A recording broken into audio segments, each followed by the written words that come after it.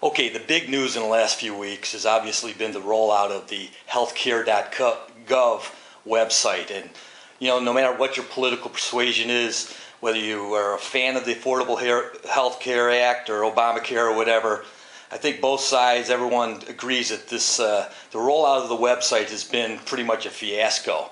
So today we're talking with two pros in that field. We've got Matt Bessinger, the Director of Web Marketing at Aztek, and Dave Skorepa, the Chief Creative Officer. Now, Aztek's been around for over 15 years, got 600 some clients, thousands of websites. So these guys know what they're doing. And I think there's some, it'd be interesting to get their perspective on the rollout of this. It's really an international incident here, the failure of this website to do what it should have. And guys, just give me your overall perspective. Dave, let's start with you. What happened with Healthcare.Gov? Well, I mean, I don't know if it's easy to boil it down into one specific thing, but with any website, there are so many things that can trip it up, especially a bigger, more complicated website. The bigger it is, the more public it is, the more visitors that are coming to it, the greater the chances of something going wrong. So something as simple as, gee, we didn't think that many people were going to come to the website is enough to sink a ship.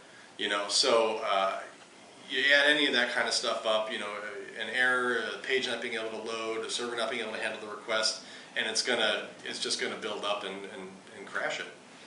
Now, Matt, here at Aztek, what would your process be with a project like this? Would you?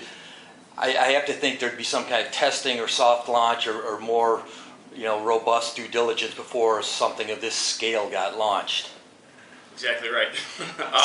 In addition, I want to elaborate, on another point that Dave had made in his comment. It's more than just about handling the amount of traffic and sites crashing, but there's also a user experience component to this.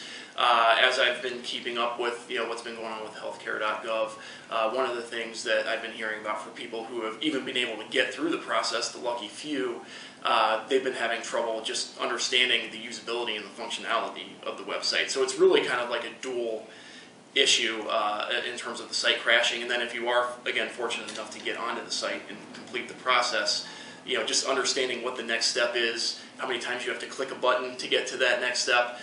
So really, again, as you had mentioned, there would be a lot more testing that maybe could have been done or should have been done on the site, not only to handle the amount of traffic, but again, from a usability perspective. And that's what it seems like the errors were made in the two major areas. You've got to have the robust and scalable back end, which, a database is a database, but when you get that big, you have a lot of issues to deal with. But that front end, both areas seem to be, the user experience wasn't what it should have been or could have been. And for something of that magnitude, it doesn't look good for those developers. No, it's a shame, but it's important to remember too.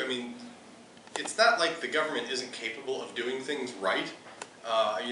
It's a shame it's shut down for budgetary reasons primarily, but they very successfully launched a site a while back called data.gov, which was an incredible idea. It just was one of those things that was like, well, it's not really a necessity, and not that many people were taking advantage of it.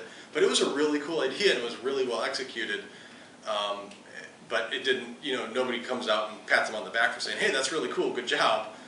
It's easier to say, oh, you really screwed this one up, and we're gonna vilify you for it.